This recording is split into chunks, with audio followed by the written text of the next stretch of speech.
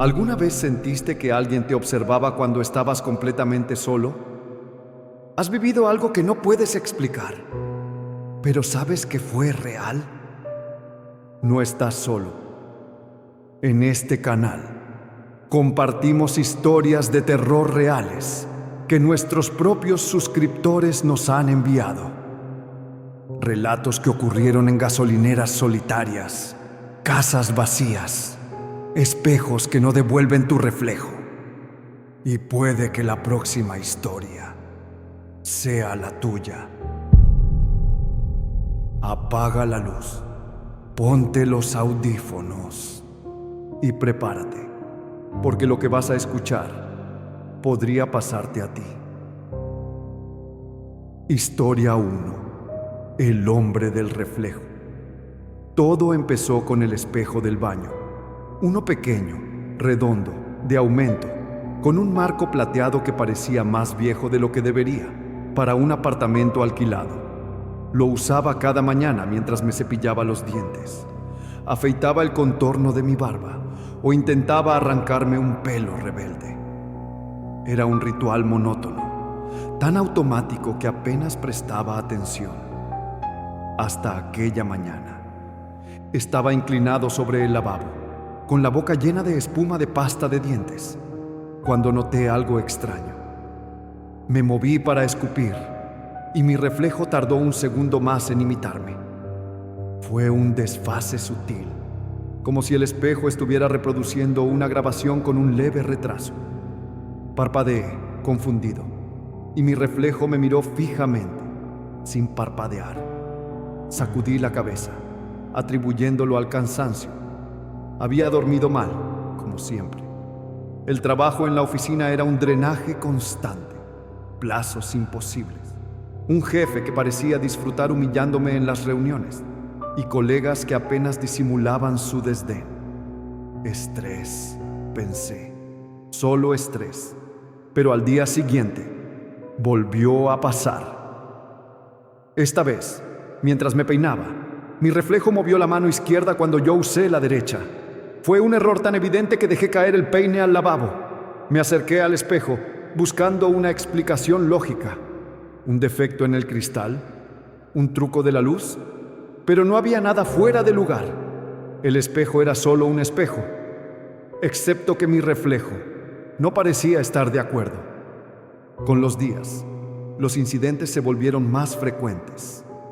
Al principio, eran desfasados apenas perceptibles. Un giro de cabeza que llegaba tarde, un parpadeo que no coincidía. Pero pronto, mi reflejo comenzó a anticiparme.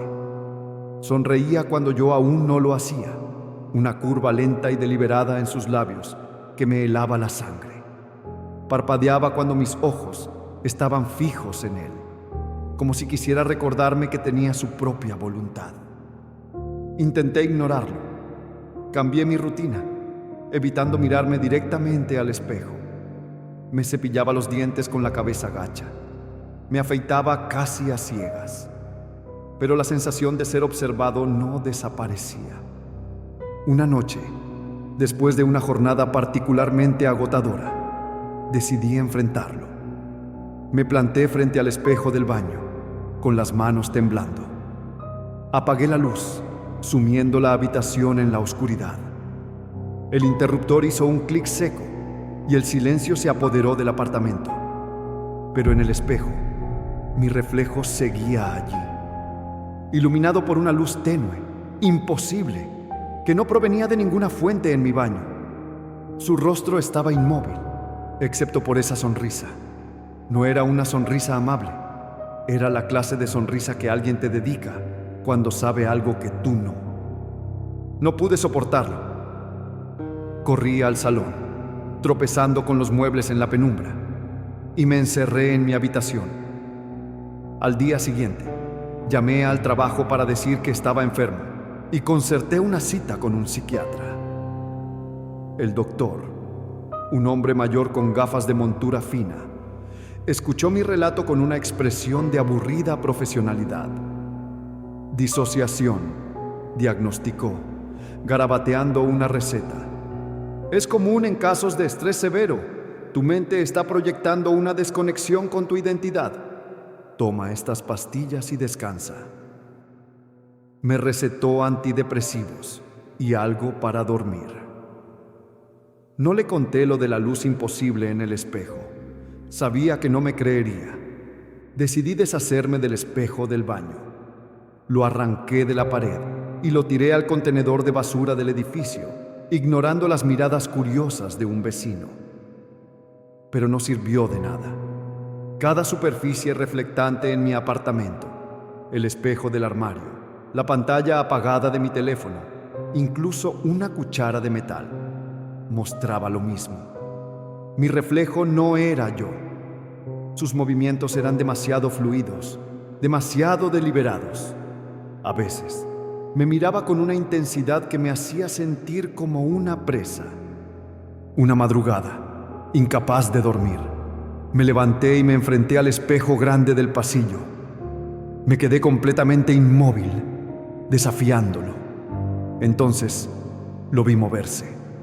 Levantó una mano lentamente, con los dedos extendidos, y señaló algo detrás de mí. El gesto fue tan claro que me giré de golpe, con el corazón latiendo en la garganta. No había nada, solo la penumbra del pasillo y el zumbido lejano del refrigerador. Cuando volví a mirar el espejo, estaba vacío. No había reflejo, solo un cristal oscuro que parecía absorber la luz. Esa fue la primera noche que las cosas empezaron a moverse. Al despertar, encontré mi chaqueta favorita en el suelo, aunque estaba seguro de haberla colgado en el armario. Las luces de la cocina estaban encendidas, a pesar de que las había apagado antes de acostarme. La puerta del baño, que siempre cerraba por costumbre, estaba entreabierta. Intenté convencerme de que era yo, que el estrés y las pastillas estaban jugando con mi memoria. Pero no podía ignorar la sensación de que algo, o alguien, estaba reorganizando mi mundo mientras dormía. Lo peor llegó hace una semana. Me desperté en medio de la noche, sentado en una silla frente al espejo del pasillo. No recordaba haberme levantado. Mis manos estaban frías y mi camiseta estaba empapada de sudor. En el espejo, mi reflejo había vuelto, pero esta vez no me imitó. Simplemente me miró, con los ojos fijos en los míos.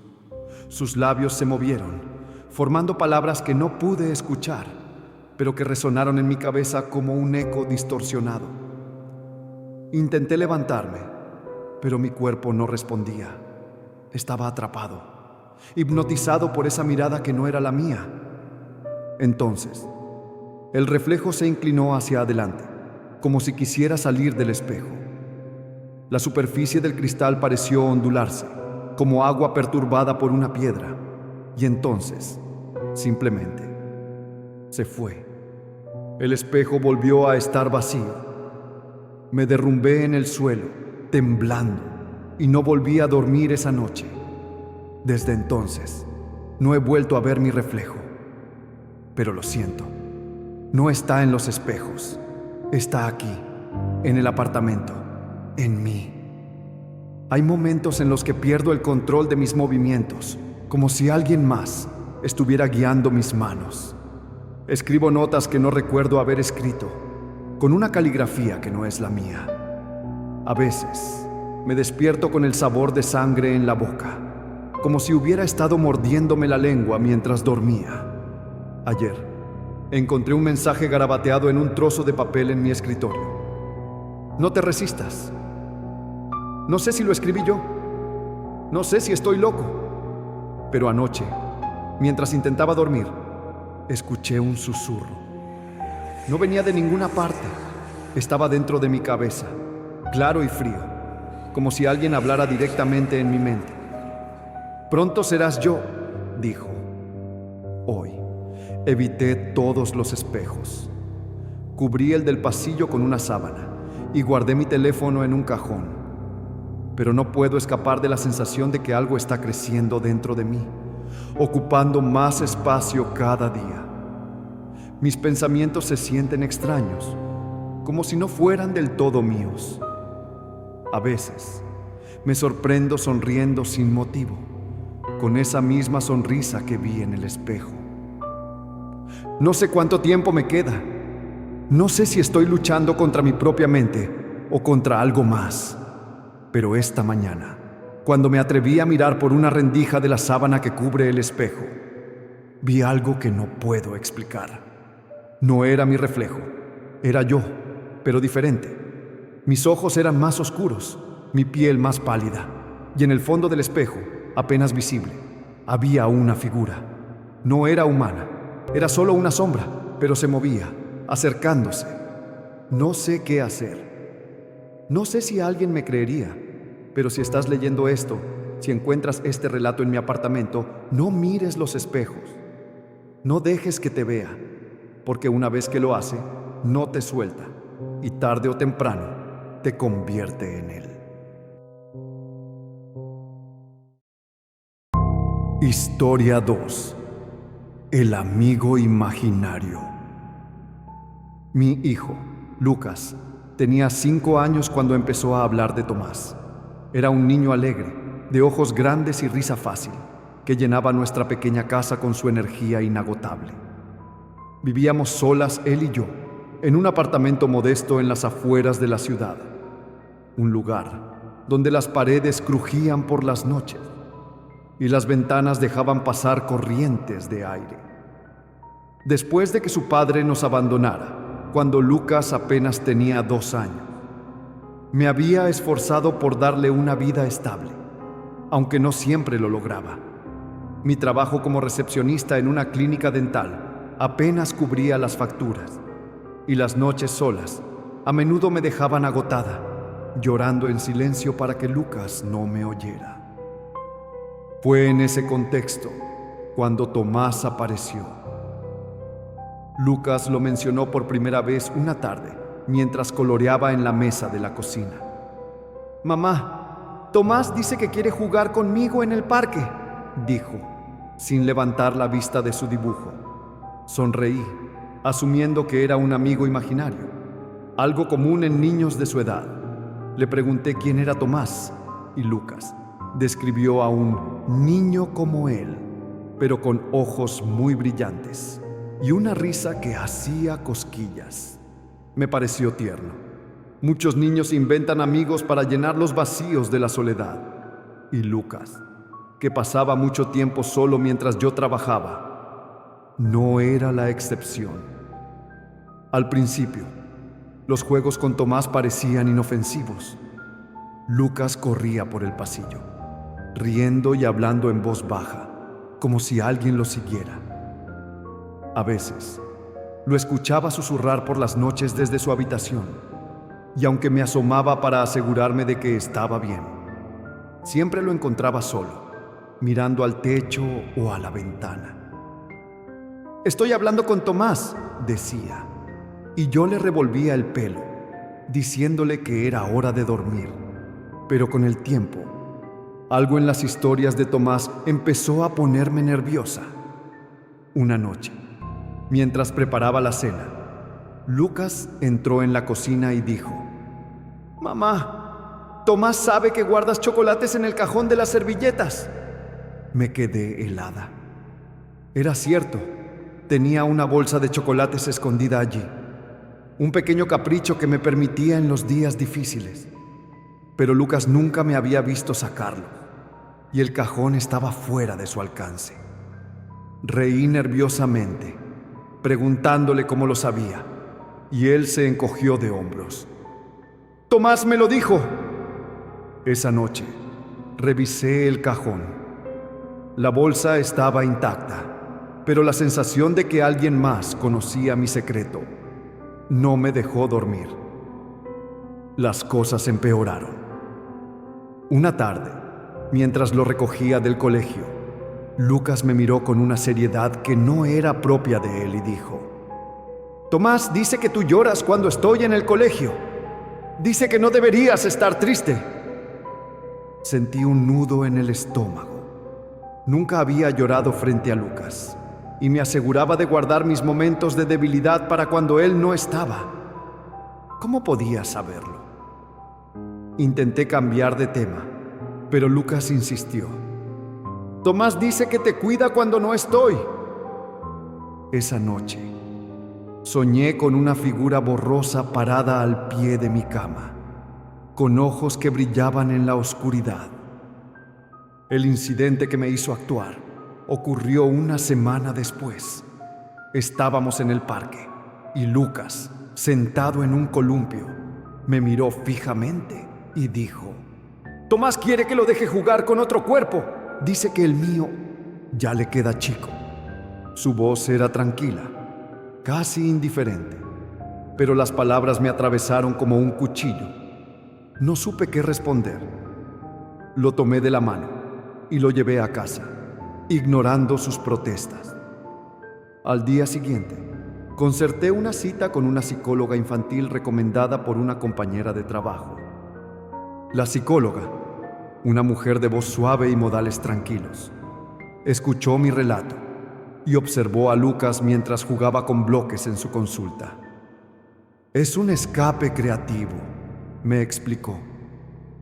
Los amigos imaginarios son una forma de procesar emociones o explorar el mundo.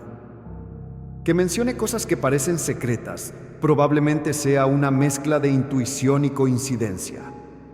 Los niños son más perceptivos de lo que creemos. Me sugirió darle más atención a Lucas y anotar cualquier comportamiento inusual. Salí de la consulta aliviada, pero no del todo convencida. Esa noche, todo cambió. Me desperté a las 3 de la madrugada por un murmullo proveniente de la habitación de Lucas. Me levanté, descalza, y caminé por el pasillo oscuro. La puerta de su cuarto estaba entreabierta y lo vi sentado en la cama, hablando en voz baja. Está bien, Tomás, pero solo si no le haces daño a nadie, dijo. Su voz era tan seria que se me erizó la piel. Encendí la luz y Lucas me miró, parpadeando como si acabara de despertar. ¿Qué pasa, mamá?, preguntó, con su voz normal. No supe qué decir. Lo arropé y volví a mi habitación, pero no pude dormir. Al día siguiente, Lucas no era el mismo. Caminaba más erguido, con una postura que parecía demasiado adulta para un niño de 5 años. Me miraba sin parpadear, sosteniendo mi mirada por largos segundos, algo que nunca había hecho. Durante el desayuno, dejó su cereal intacto y dijo, con una voz que sonaba más grave, más deliberada: Tomás dice que gracias. Me quedé inmóvil, con la taza de café a medio camino hacia mi boca. ¿Gracias por qué?, pregunté, tratando de sonar casual. Lucas sonrió, pero no era su sonrisa. «Por dejarlo quedarse», respondió. Esa misma mañana lo llevé al hospital. Lo revisaron de todo: análisis de sangre, resonancias, incluso un electroencefalograma. Los médicos no encontraron nada fuera de lo normal. Es un niño perfectamente sano, me aseguraron. Pero Lucas no reconocía a su maestra cuando la vio en el pasillo, ni a su mejor amigo del colegio cuando lo llamaron para saludarlo. En casa, se comportaba de manera extraña. Pasaba horas parado frente a la ventana del salón, mirando hacia la calle, como si esperara a alguien o a algo. Cuando le preguntaba qué hacía, solo decía: Tomás me pidió que mirara. Desesperada, empecé a buscar respuestas. Leí sobre trastornos psicológicos, posesiones, incluso historias de folclore que hablaban de entidades que se apoderaban de los niños. Todo me parecía absurdo, pero no podía ignorar lo que veía. Una noche, mientras Lucas dormía, noté que murmuraba en sueños. Saqué mi teléfono y grabé el audio, con las manos temblando. Al día siguiente, lo reproduje en la soledad de mi habitación. No era la voz de mi hijo, Era la voz de un hombre adulto, profunda y rasposa, que decía mi nombre completo, Clara Isabel Morales, con una claridad escalofriante. Luego añadió: ahora estoy en casa. El pánico me consumió. Llamé a mi madre, que vivía a 2 horas de distancia, y le conté todo. Ella, una mujer profundamente religiosa, insistió en que un sacerdote bendijera la casa. Aunque no creía en esas cosas, acepté, desesperada por cualquier solución. El sacerdote vino, roció agua bendita y rezó oraciones que no entendí. Lucas lo observó desde un rincón, con una expresión que no sabría describir. No era hostil, pero tampoco era la mirada de un niño. Esa noche, soñé con la misma figura borrosa de antes, pero esta vez estaba dentro de la casa, moviéndose por los pasillos. Me desperté con un grito ahogado y corrí a la habitación de Lucas. Estaba sentado en la cama, despierto, mirándome. Tomás dice que no te preocupes, susurró. dice que pronto seremos una familia. No pude soportarlo. Lo abracé con fuerza, llorando, pero su cuerpo estaba rígido, como si no quisiera mi consuelo. Han pasado 3 días desde entonces. Lucas sigue actuando de manera extraña, alternando entre momentos en los que parece él mismo y otros en los que es alguien más. A veces lo sorprendo hablando solo, en un idioma que no reconozco. Ayer encontré un dibujo suyo bajo su cama, una figura alta, con ojos brillantes, sosteniendo de la mano a un niño que se parecía a él. Al lado había una palabra garabateada: siempre. No sé qué hacer. He cubierto todas las ventanas con cortinas gruesas. He guardado los espejos en el armario, pero la sensación de que algo nos observa no desaparece. Anoche, mientras escribía esto, escuché pasos en el pasillo. Pensé que era Lucas, pero cuando abrí la puerta, no había nadie. Sin embargo, la ventana del salón, que había cerrado con llave, estaba abierta de par en par. Si alguien encuentra esto, por favor, ayúdenme. No sé cuánto tiempo me queda antes de que Tomás decida que no solo quiere el cuerpo de mi hijo, sino también el mío. No sé si estoy loca o si esto es real, pero si ves a un niño con ojos demasiado brillantes, no lo mires por mucho tiempo, porque Tomás siempre está buscando un nuevo hogar. Historia 3. Voces en el audífono. Mi nombre es Adrián y trabajo desde casa como editor de sonido. Paso horas con audífonos puestos, sumergido en un mundo de frecuencias, efectos y pistas de audio. Mi apartamento es un espacio pequeño en un edificio antiguo, con paredes que crujen y ventanas que vibran cuando pasa el tren a unas calles de distancia. Vivo solo y mi rutina es monótona. Me levanto, preparo café, me siento frente a mi computadora y edito hasta que el cansancio me obliga a parar. Los audífonos son mi barrera contra el mundo. Con ellos puestos, no escucho los pasos en el pasillo, las puertas que se cierran en el edificio o el murmullo de los vecinos. A veces, no me doy cuenta del paso del tiempo, ni de quién entra o sale. Hace unos meses, empezó a pasar algo extraño. Estaba trabajando en un proyecto para un podcast, ajustando niveles de volumen, cuando noté un sonido que no pertenecía a la grabación. Era un susurro leve, casi imperceptible, como una interferencia estática. Pensé que era un fallo en mis audífonos, unos Sennheiser de gama alta que había comprado con mi primer sueldo decente. Revisé los cables, limpié los conectores y seguí trabajando. Pero los susurros volvieron, más frecuentes y más claros con cada día. Al principio, no podía distinguir palabras. Eran fragmentos de voces, como conversaciones lejanas captadas por un micrófono defectuoso. Cambié de audífonos. Usé unos más baratos que tenía guardados, pero el problema persistió. Luego, revisé mi software de edición. Un archivo corrupto, un plugin mal instalado. Formateé mi computadora. Reinstalé todo desde cero. Nada cambió. Las voces seguían allí, escondidas entre las pistas que editaba, como si alguien estuviera hablando justo al borde de mi percepción. Una noche, mientras trabajaba en un episodio particularmente largo, pausé la grabación para tomar un sorbo de café, pero la voz no se detuvo.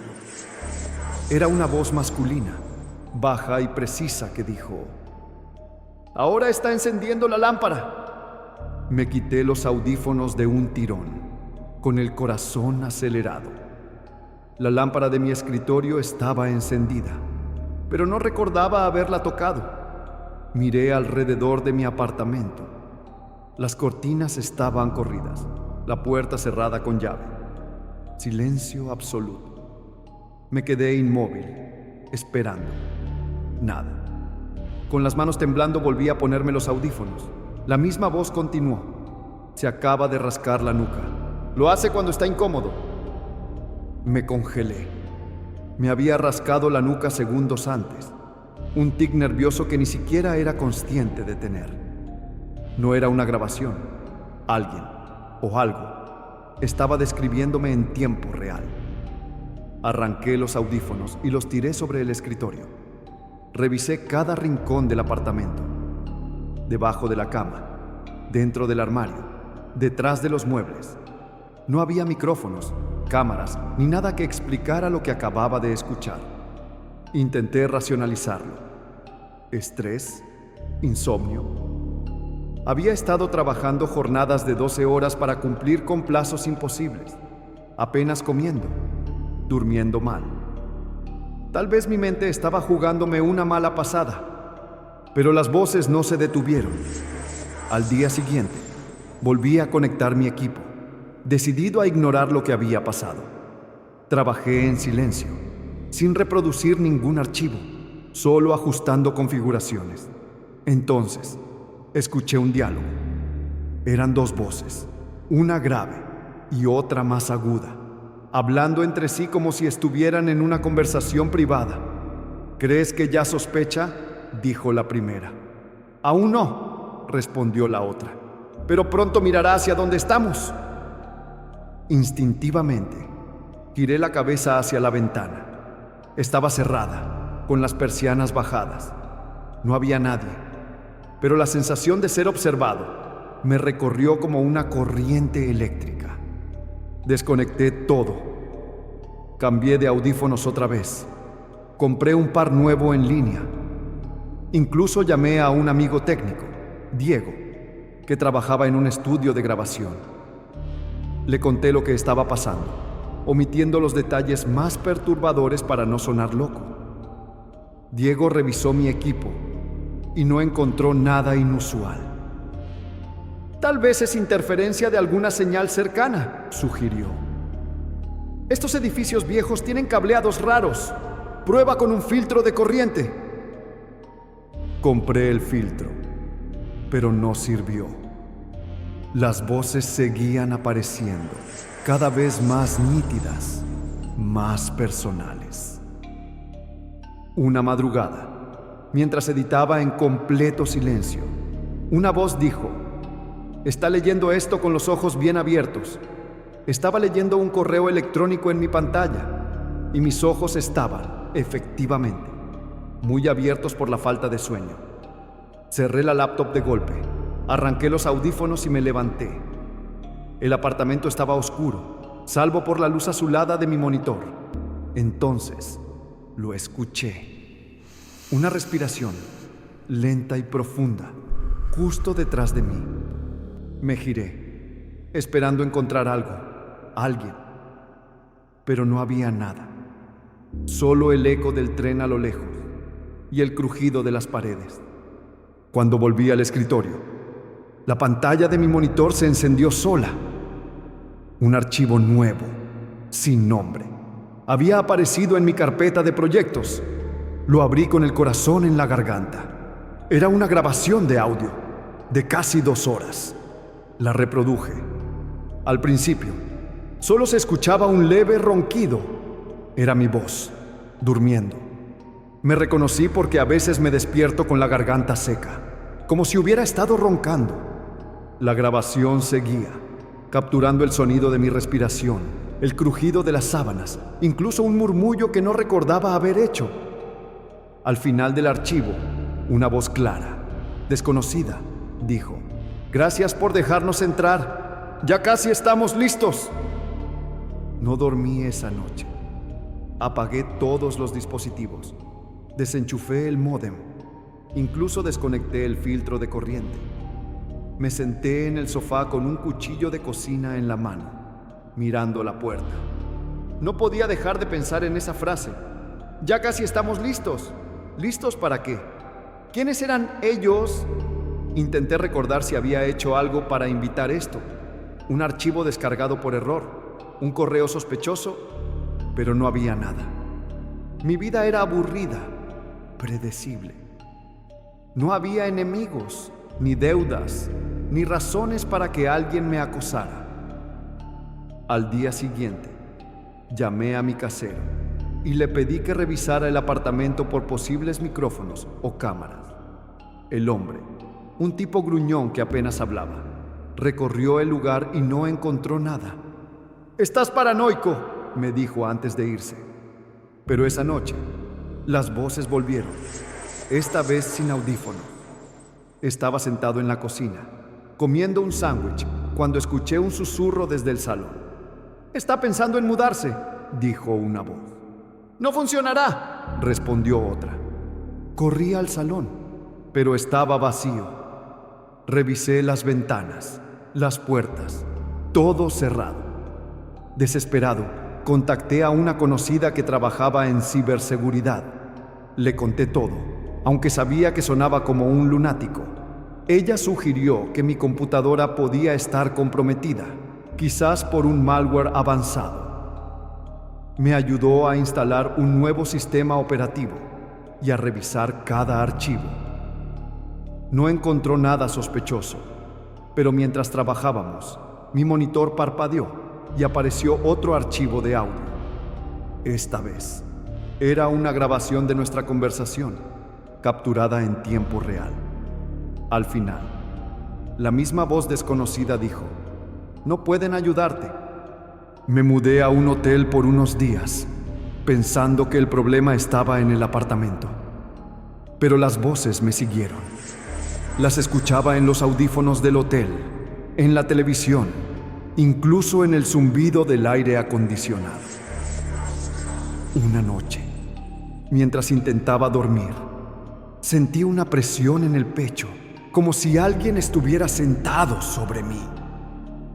Abrí los ojos y vi una sombra en la esquina de la habitación, inmóvil.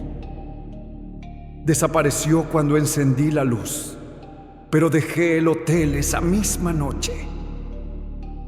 Ahora estoy de vuelta en mi apartamento, porque no tengo a dónde ir.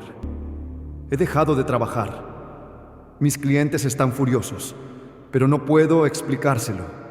Las voces están en todas partes. A veces escucho mi propia voz diciendo cosas que no recuerdo haber dicho, como si alguien estuviera imitándome. Anoche encontré un nuevo archivo en mi computadora. Era una grabación de mí, hablando en sueños. Decía: «Ya no soy solo yo». Al final, la voz desconocida susurró: «Bienvenido a nosotros». No sé cuánto tiempo me queda. No sé si esto es un hackeo, una alucinación o algo peor. Pero siento que algo se está apoderando de mí, infiltrándose en mis pensamientos. A veces, me sorprendo escribiendo cosas que no entiendo, en un idioma que no reconozco. Si alguien encuentra esto, no usen mis audífonos, no abran mis archivos y, por favor, no escuchen demasiado tiempo, porque una vez que ellos entran, no hay forma de sacarlos.